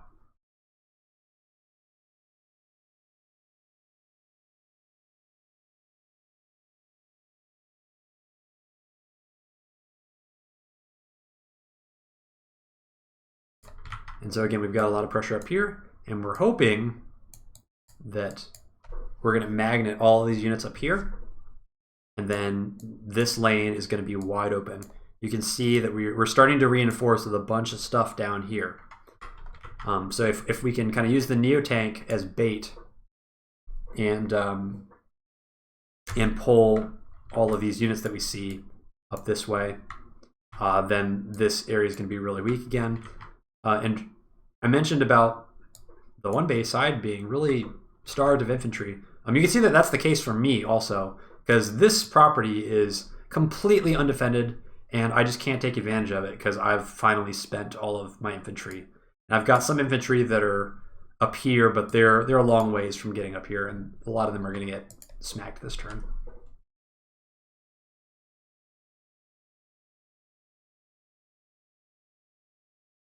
I see a second copter. That's actually really good information, because it kind of suggests to me that he's pumping copters to get more infantry, because he realizes how infantry starved he is. And yeah, so we see that all the stuff is shifting up here, which means this area is going to be really weak in another turn or two. Additionally, I mean, this stuff here is begging to have the Neo tank eat it, but at this point, it kind of seems likely that he's going to have a Neo tank of his own, and especially with CO power, we can kind of anticipate it at this point. The thing is, though, at this point, we kind of don't care if there's a Neo tank anymore, because this Neo tank has gotten so much value that it's actually ridiculous. If we send the Neo tank to eat another unit this turn, it's going to be 2 anti-airs and a tank that this Neo tank is eaten, and that's basically the value of the Neotank. So this Neotank's already done great, and if he gets smacked into by another Neotank, then that's fine. We'll just retreat because the game-winning blow is going to happen here. The Neotank's not going to win the game by winning the fight. The Neotank is the magnet to lure in the army to secure the objectives down here on the weak side.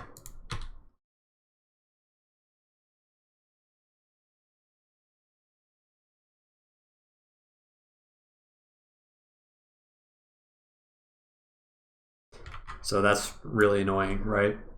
1 HP into 1 HP tank. Lose that. It's not like, at this point, it's not like the most significant thing, but this really obnoxious because that's like, it's vision. I guess it's not technically vision. It's just, I was annoyed.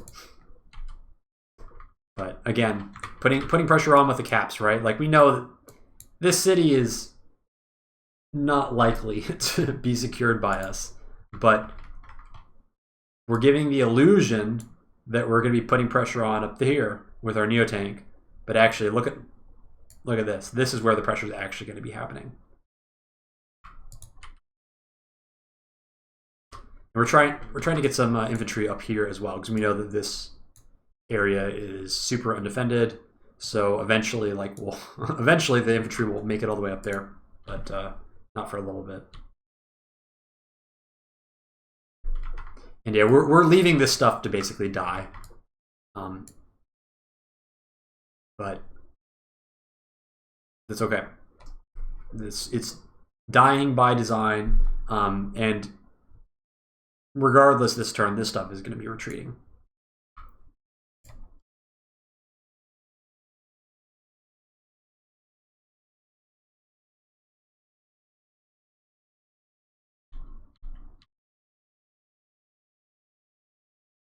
Okay, so now turbocharge happens.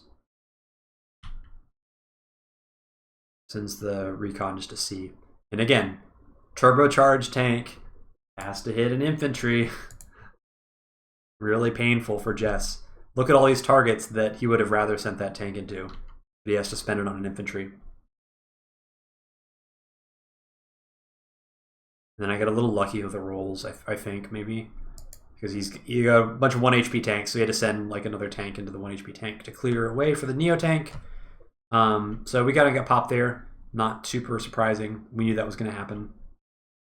Or at least we knew it was very likely. And we forced the copter to come down here. But we are ready this time. We were ready for the copter. We got the anti-air in position. And so now the trap is sprung for us. We can block rock.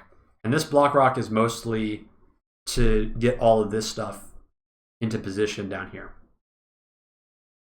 We see everything, and oh wow, look, a T-copter. Look how infantry starved this side of the map is. It's so infantry starved that he needed to get a T-copter to try and get some infantry out here fast enough. But it's way too late for that.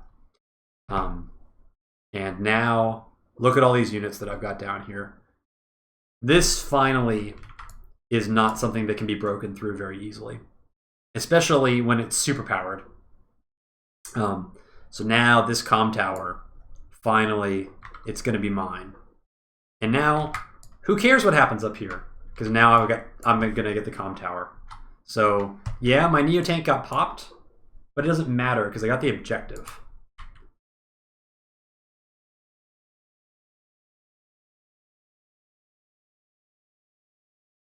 I love that. Copter, completely suicidal, but killed another copter, got his value. And these are just covering units to let the rest of this stuff retreat.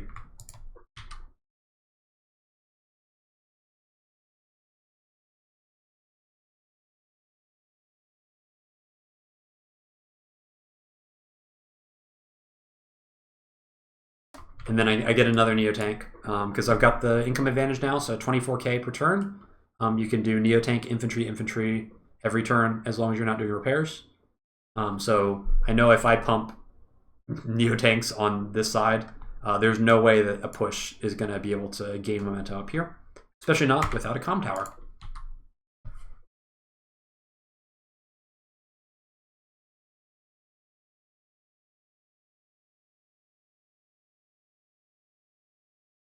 and that's the end of the game. So we can turn off the fog.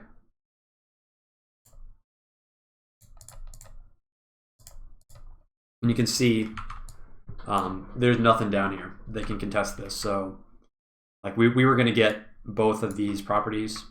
So it was super over. And so like in this fight, I mean, in terms of like unit value, if Starflash spent his 24K, we're going to be at very similar unit values overall.